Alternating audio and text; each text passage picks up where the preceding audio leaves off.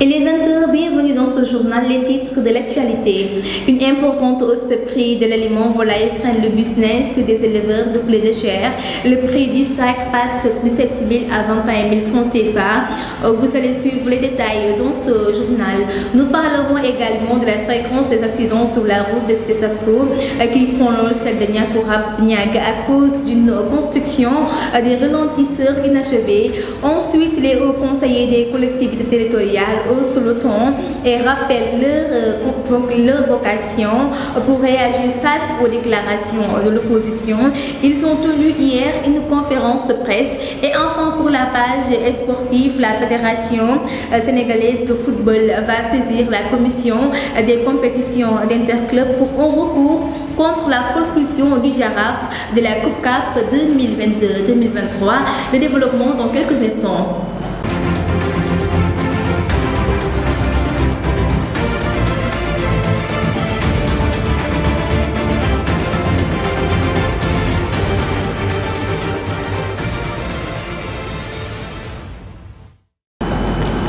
Bonsoir mesdames, messieurs, nous démarrons cette édition d'information par la construction des ralentisseurs qui a été interrompue par le sous-préfet de Sangalkam pour une absence d'autorisation qui est devenue aujourd'hui la cause de nombreux accidents à la Stesafco de Tivaouane Peulh. Ainsi, les chauffeurs rencontrés se prononcent avec inquiétude. Reportage Céline Falsek. Une recrudescence des accidents sur la route de la cité Safco qui mène directement de Niakourab.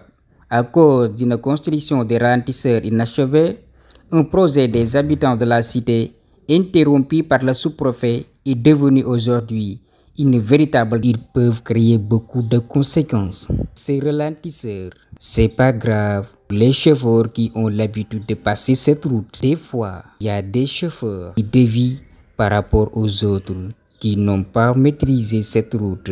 Ça peut créer des accidents. Mais ce qui est mieux, c'est de finir pour une bonne fois pour tous. Quant à lui, il parle sur l'état des ralentisseurs. À côté du pharmacie Mam Cheikh Anta Mbacké, si tu regardes le ralentisseur avec son état de construction, tu dois obligé de prendre l'autre sens, qui est un sens interdit. Merci beaucoup Serine Fall pour ce reportage. Nous allons parler à l'instant des hauts conseillers des collectivités territoriales qui ont brisé le silence et ont répondu aux dernières déclarations de l'opposition lors d'une conférence de presse tenue hier à Dakar. Le premier vice-président Mayel Thiam a mis les points sur les i et a rappelé leur vocation qui limite à émettre des avis et des recommandations auprès du gouvernement, auprès du président de la République, Awa Gueye.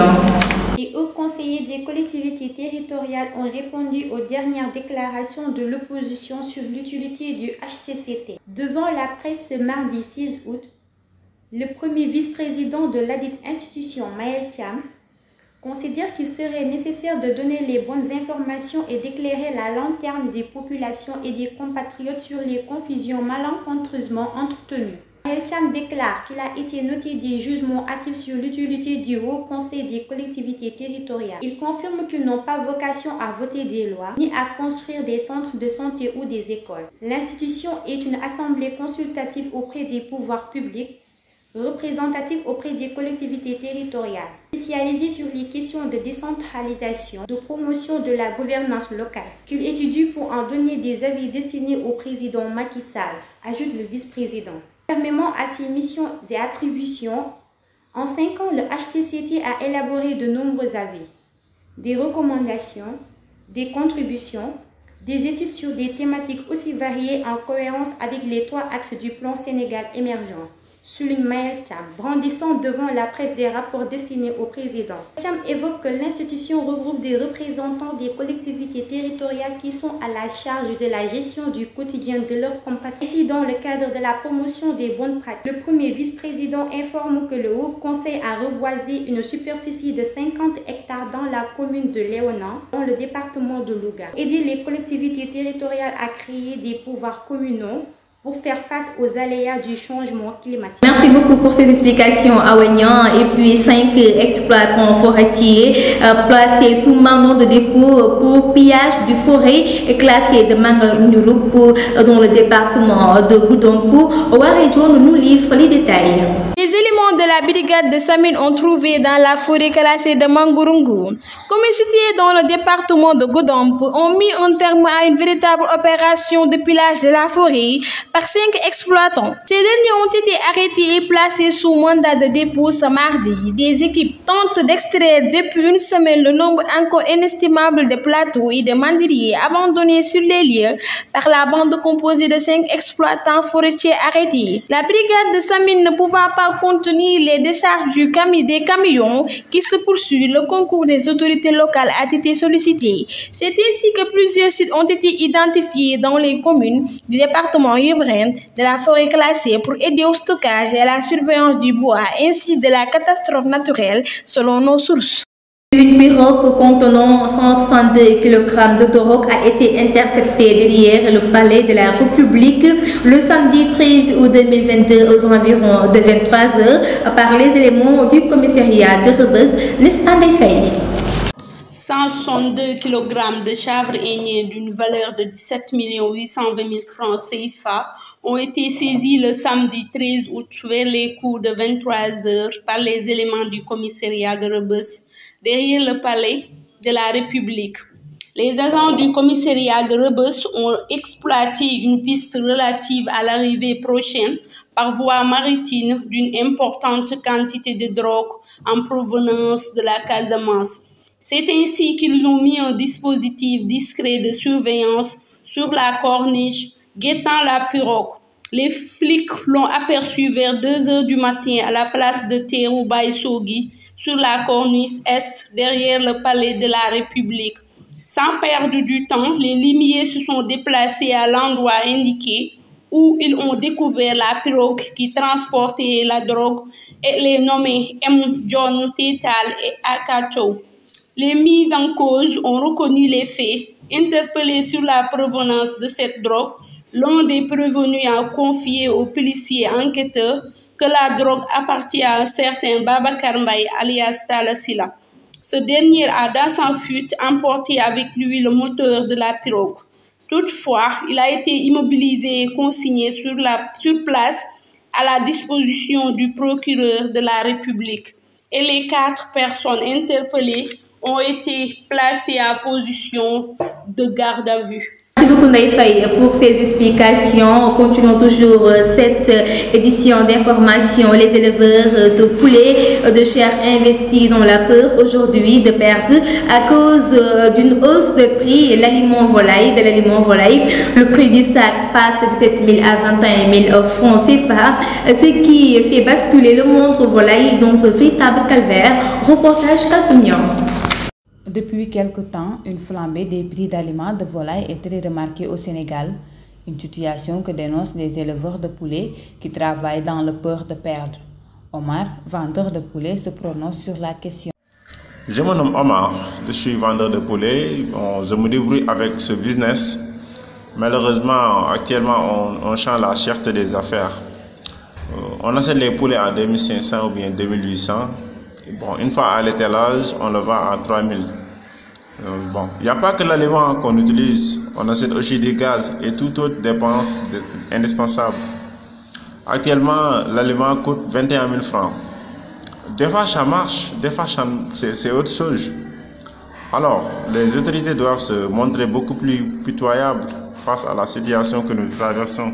Bon, pour vous dire la réalité, l'aliment coûte excessivement cher. Nous les vendeurs, nous ne détenons pas le monopole de décision en ce qui concerne les prix. On est mal placé pour fixer le prix de l'aliment. Donc, ceux qui sont au sommet doivent penser à nous vendeurs. À l'époque, le prix était à 2500 francs, mais s'il y a des ramassages, on le vendait à 2200 et ça paye bien.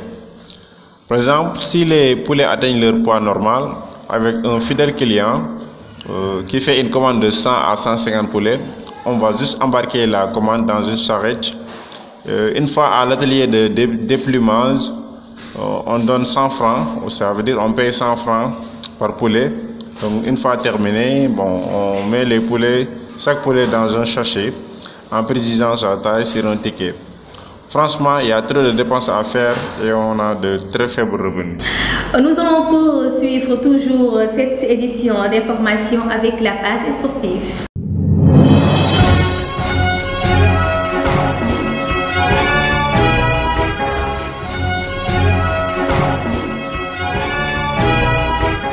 En conclusion du Jaraaf, la Fédération sénégalaise de football saisit la commission des compétitions d'interclubs et le secrétaire général de la Confédération africaine de football pour un recours et parle d'une décision injustifiée. Mamadou Diouf nous livre les détails. Le Sénégal n'a pas de représentant cette saison à la Coupe CAF. Le Jaraaf a vu sa participation rejetée par le responsable des licences CAF au motif que le dossier de licence de club du Jaraaf n'a pas été déposé avant le 30 juin 2022, délai de rigueur. Dans un communiqué publié sur son site officiel, la Fédération sénégalaise de football estime qu'il n'appartient pas à une décision de la CAF de rendre une telle décision. La Fédération sénégalaise de football a saisi la commission des compétitions interclubs et le secrétaire général de la CAF d'un recours pour que la participation du Jaraaf soit autorisée. À ce jour, aucune suite officielle n'a été donnée par l'une ni par l'autre. Pendant ce temps, ni Jaraaf ni aucun autre représentant du Sénégal n'a été intégré au tirage au sort de la Coupe CAF.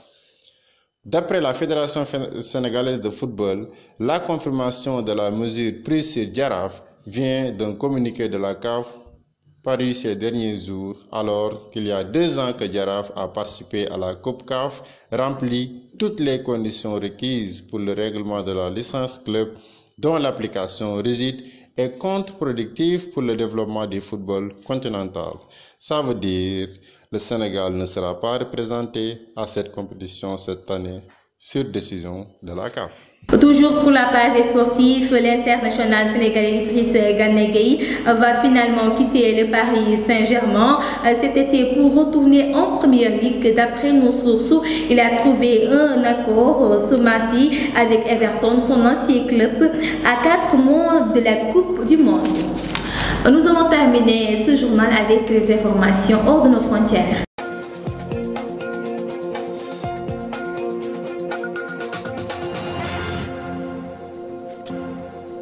D'abord, le bras de fer entre le Mali et la France se poursuit à New York, dont le siège des Nations Unies à Bamako a saisi le Conseil de sécurité de l'ONU et accuse la France de fournir des renseignements aux terroristes.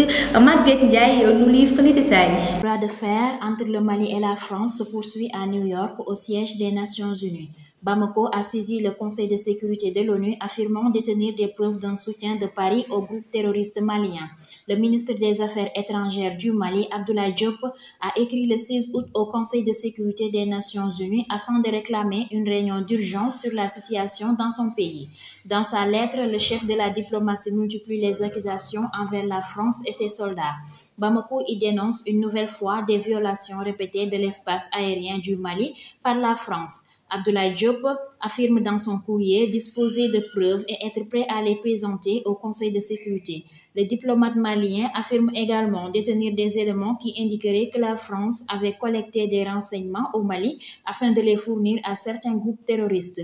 Toujours dans la lettre, selon le même Abdoulaye Diop, Paris avait livré des armes et des munitions à ces derniers. Là encore, Bamako assure pouvoir transmettre des éléments crédibles aux membres du Conseil de sécurité. La France rétorque et affirme que les accusations répétées n'ont pas de fondement et sont insultantes pour les soldats français. Dès lors, la tension entre Bamako et Paris continue à faire son pesant d'or.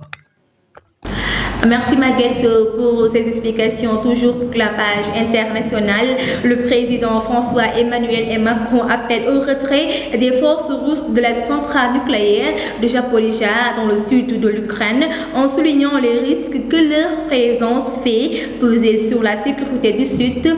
Cette déclaration survient peu après un entretien téléphonique avec son homologue président ukrainien Volodymyr Zelensky. Et enfin, pour l'international, crise alimentaire, les États-Unis d'Amérique ont décaissé une enveloppe de 5,4 milliards de dollars pour assister les pays impactés par la guerre Russie-Ukraine. Le gouvernement américain promet d'intensifier la pression économique à laquelle la Russie est confrontée pour l'instant lors d'une conférence de presse tenue à Dakar sous la présidence d'Eric Woodhouse, chargé de la lutte contre les menaces et les sanctions au Bureau des affaires économiques et commerciales. Voilà, ceci met fin à cette édition d'information. Mesdames, Messieurs, merci de nous avoir suivis. Excellente soirée à tous et à tous.